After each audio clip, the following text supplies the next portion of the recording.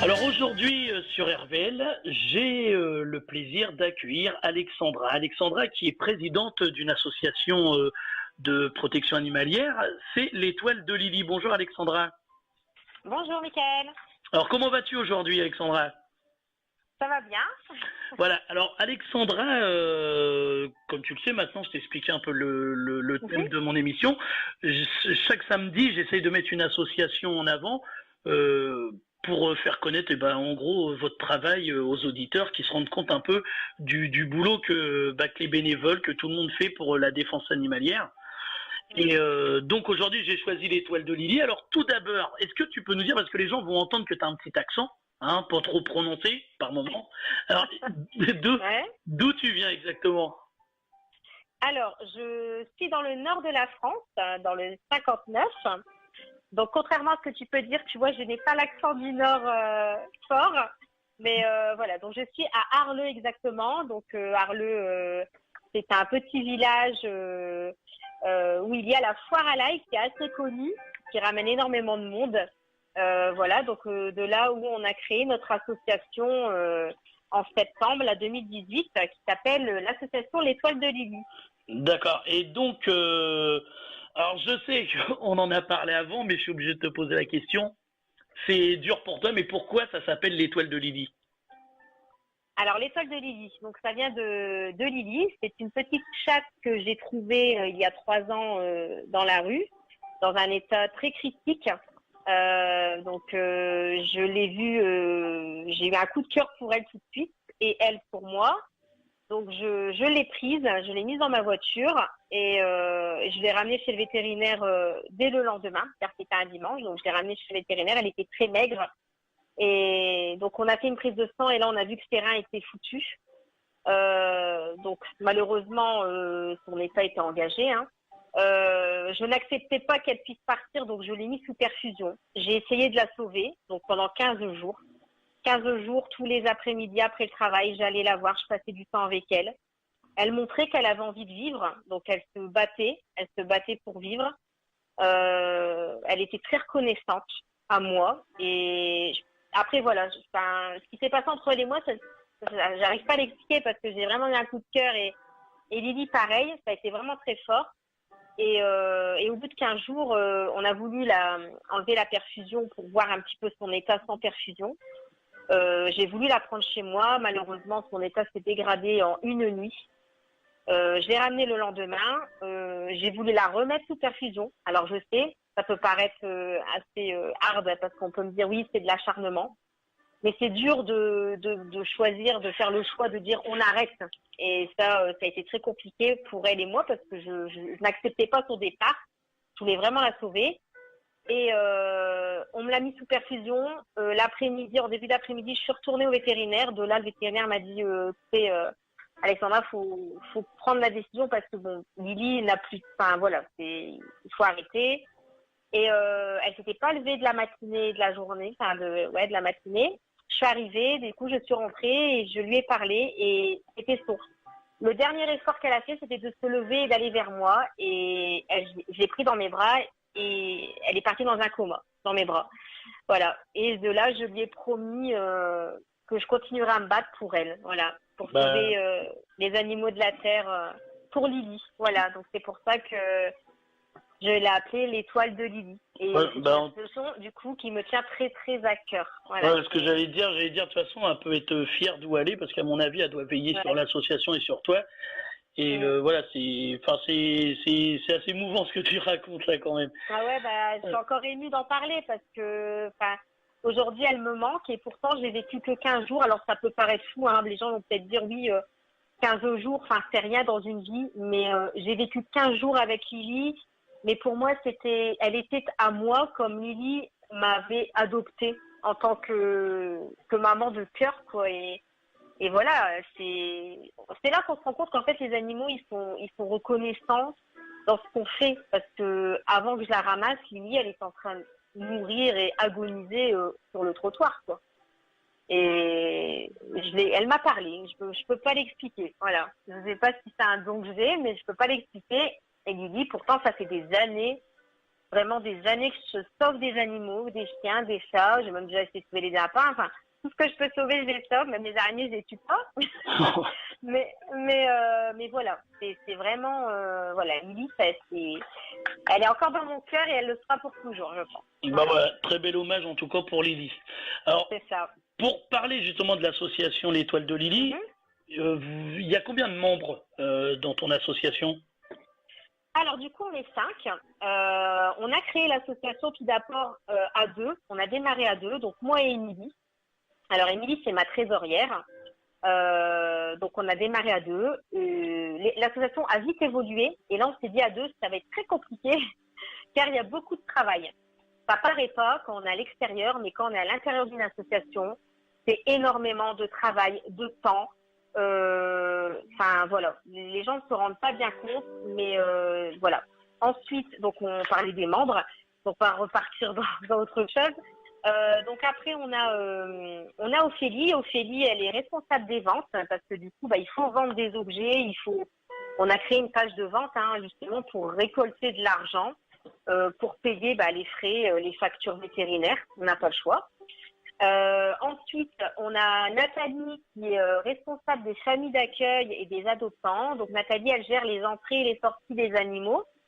Donc elle a tous les dossiers à la maison. On a un registre aussi entrée et sortie des animaux. Elle veille aussi aux stérilisations, car quand on fait adopter des chiots ou des chatons, on demande un chèque de caution pour que les gens puissent stériliser leurs animaux à leurs 6 mois. Donc Nathalie veille à que les animaux soient stérilisés à leurs 6 mois. Elle fait un petit rappel aux adoptants quand il y a un petit oubli. Voilà, donc Nathalie aussi a beaucoup de travail. Et on a Fabienne qui est notre secrétaire, donc elle fait nos photocopies. C'est des photocopies, on en sort pas mal. Donc c'est vrai qu'on avait besoin d'une personne qui puisse faire énormément de photocopies. Et elle s'occupe de nos adhérents. Voilà, à savoir qu'on a tous un poste à faire. Donc moi c'est pareil, je m'occupe de. Enfin, moi je suis polyvalente sur tout. Je gère la page asso. On a un bureau sur notre Facebook privé où on a tous nos animaux en famille d'accueil, tous nos animaux adoptés, nos paniers retraite, où là, sous chaque photo d'animaux, on écrit tout ce qui se passe sur l'animal. C'est tous les jours. On reçoit des MP, on va recevoir une dizaine, vingtaine de MP par jour. Malheureusement, on peut pas sauver tout le monde, quoi. On a du mal à dire non parce que c'est dur quand quelqu'un nous contacte et nous dit j'ai trouvé un chat mal en point, il saigne. Et puis quand on n'a pas de place, quand on n'a pas de budget, alors parfois on prend le risque parce qu'on a mal au cœur, on va au-dessus du budget. Mais malheureusement, on peut pas sauver tout le monde. C'est pas possible. Ouais, malheureusement, comme voilà. tu dis, ça je le vois bien, même au travers des annonces qu'on partage, on essaye, mais comme on dit, déjà, si on arrive à faire adopter un animal, c'est déjà un animal qui peut goûter un peu de joie. Donc, je voulais te poser, oui, parce que je voulais te demander justement, mais tu as un peu répondu, comment se passait une journée au sein de ton association, justement? Alors, si je vous parle de la mienne, c'est une journée de fou, hein. C'est après moi je m'occupe de la page de l'association, donc c'est pareil, on nous appelle pour un sauvetage, donc il faut contacter les gens ils nous contactent, où se trouve l'animal. Donc après ça dépend les cas, il y a des animaux où ils sont pas forcément malades, où c'est des abandons de propriétaires, donc là les animaux souvent ils sont pas malades, contrairement à des animaux qu'on récupère dans la rue, où là on les dépose tout chez notre vétérinaire, et selon ce que notre vétérinaire nous dit, malheureusement il y en a où l'État est malheureusement où c'est la fin et on peut rien faire, où là malheureusement on décide de le soulager et le faire partir au paradis. Après d'autres animaux on peut les sauver, donc là il y a des chirurgies et après il faut trouver une famille d'accueil. Alors c'est pareil, les familles d'accueil malheureusement on n'en a pas énormément parce que être famille d'accueil c'est difficile aussi de laisser partir un animal qu'on a gardé pendant 1 mois, 2 mois, 3 mois, 1 an, voire 2 ans. Mais à côté de ça, il faut aussi se dire que l'animal qu'on aura gardé, c'est un animal qu'on aura sorti de la rue et puis qu'on lui aura trouvé une famille et ça laisse la place pour un autre. Ouais, voilà, exactement. Donc, voilà. Et il faut voir les choses comme ça, parce que parfois les familles d'accueil me disent oui, mais non, moi je vais pas arriver à le faire partir. Alors oui, ça je le comprends tout à fait. Hein. Moi-même j'ai été famille d'accueil, je le suis encore. Mais il faut savoir s'endurcir, il faut savoir mettre des barrières, même si je sais que c'est dur. Mais il faut se dire que voilà, la famille, il part dans une famille, donc c'est pas, il part pas vers la mort, il part vers pour être heureux. Et ce qui est bien, c'est que nous, dans notre association, on demande aussi l'avis de la famille d'accueil, parce que quand on a une demande d'adoption, on fait une prévisite chez les gens. C'est important de savoir où l'animal vivra, de rencontrer les gens. Et on fait rencontrer la famille adoptante chez la famille d'accueil. Ouais, ça c'est bien justement parce que justement la famille d'accueil, voilà. Ils sont habitués à l'animal. Donc, bah, ici, la famille d'accueil, elle est rassurée. Il faut aussi les rassurer, ouais, parce en que plus, la famille d'accueil, nous, on est là pour gérer les rentrées, les sorties, les animaux, etc. à l'association, les papiers.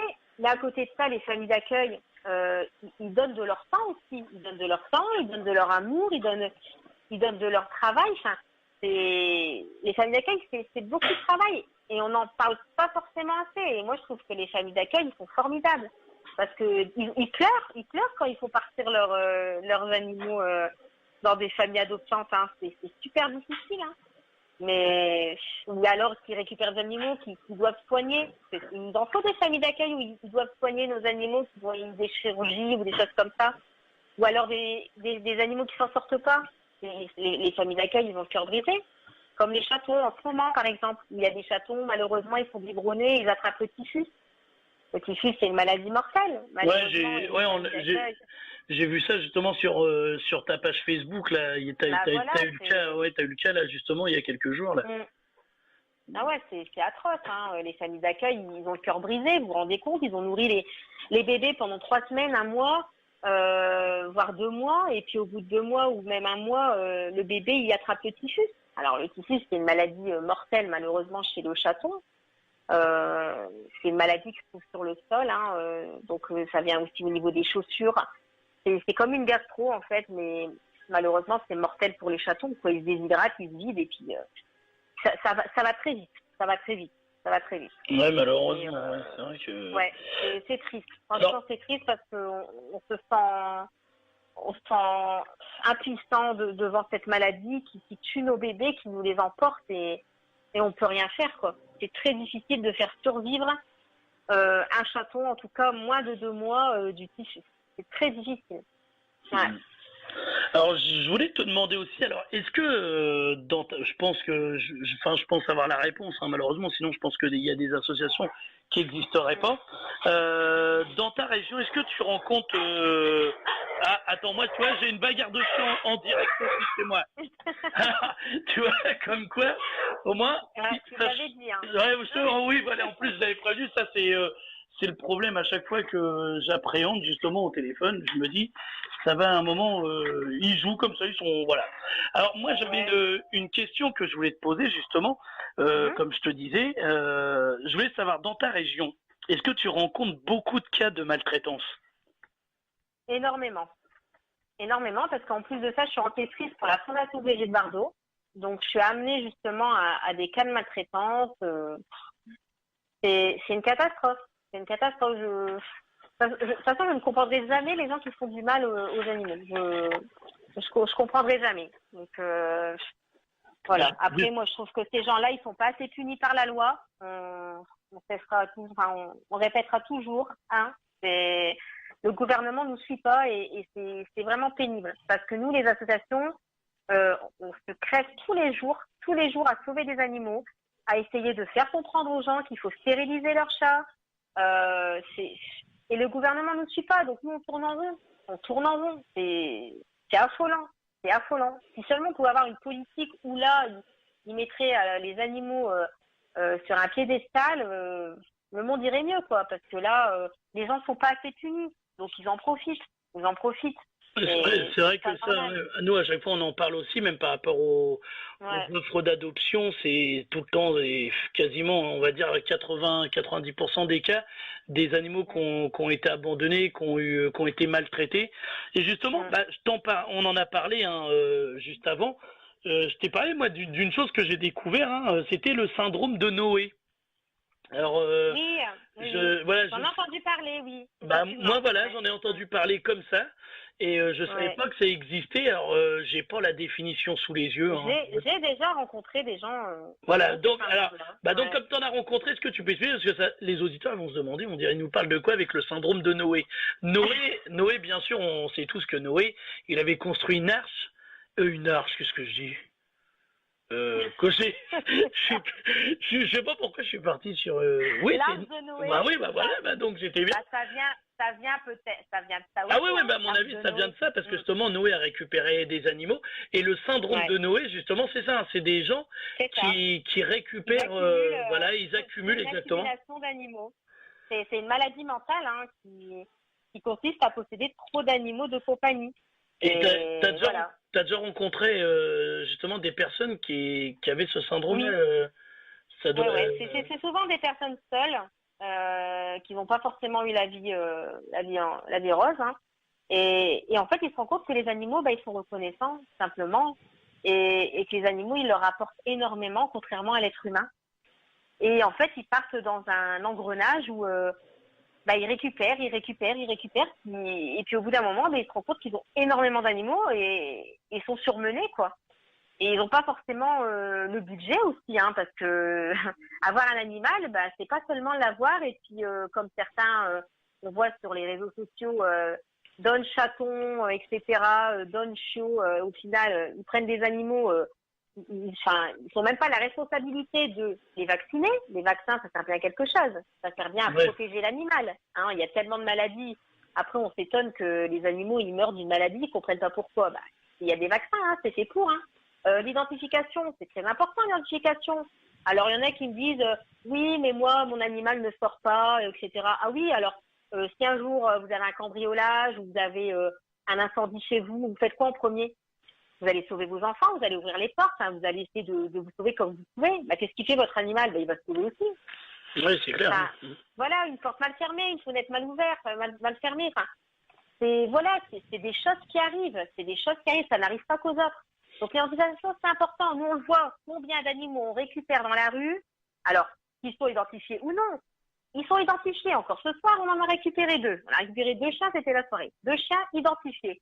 Alors, un identifié où le changement n'a pas été fait, donc là, on essaye de faire une recherche sur Pet Alert, qui nous aide énormément sur les recherches des animaux. Oui, Pet Alert, Et justement, on peut en parler. Ouais. C'est très bien. C'est Très bien, Pet sur, Alert. ouais, c'est sur Facebook qu'on retrouve ça, justement. C'est Voilà.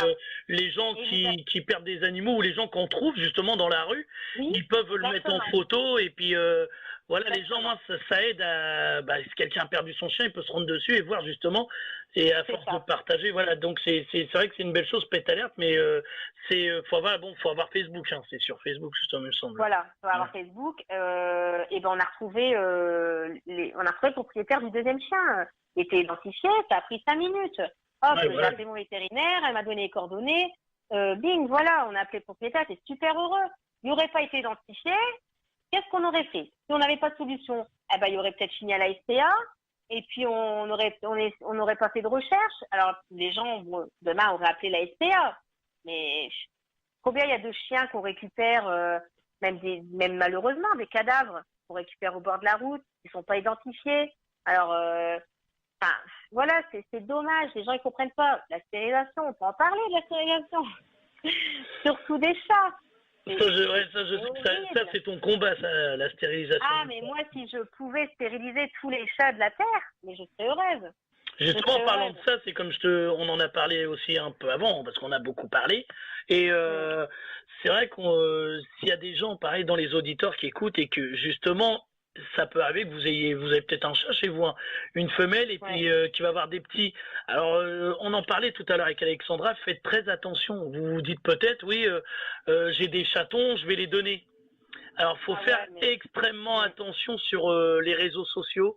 Il y a des gens, ils se font passer pour des gens qui veulent récupérer un petit chaton pour eux, pour les enfants. Et en fait, il y a énormément de gens qui recherchent des chatons pour les donner pour les donner à manger aux serpents. Donc ça, c'est pas une affubulation, hein, c'est réel. Ça circule depuis des années, pareil sur les réseaux. Faut faire vraiment très attention. Au pire, allez voir votre vétérinaire. essayez de voir avec le vétérinaire, peut-être que lui, il vous conseillera une association où il connaîtra du monde. Donc ça, fallait le dire aussi. Alexandra, j'ai encore deux petites questions pour toi. Oui. Déjà, je voulais déjà que tu nous donnes les liens pour ton association, page Facebook, si tu as des pages, tout ce que tu as pour ton association. Oui. Alors, on a une page Facebook, donc c'est l'association L'Étoile de Lily, donc Lily, L-I-L-I. Donc là, on a une page Facebook où on a tout, on diffuse de tout, les événements qu'on a créés, qu'on va faire, nos animaux à l'adoption, voilà, tout ce qu'on peut faire dans l'association, on le partage avec toutes les personnes qui aiment notre page et qui nous suivent. Car on a énormément aussi de l'aide de bénévoles qui nous aident énormément et que je remercie, j'en profite pour les remercier.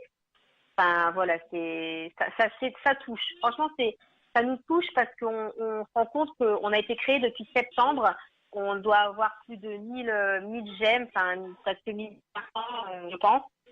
Ça fait plaisir qu'on oui, c'est ça, voilà, exactement. Ouais. C'est ça, c'est vrai que voilà. de s'entraîner des fois un petit merci ou quelque chose, c'est bien ce que vous faites. C'est vrai que comme tu disais, c'est pas de l'argent, mais ça réchauffe le cœur quand même. Et on se dit que ce qu'on fait, ce que vous faites, c'est justement c'est important. Et voilà.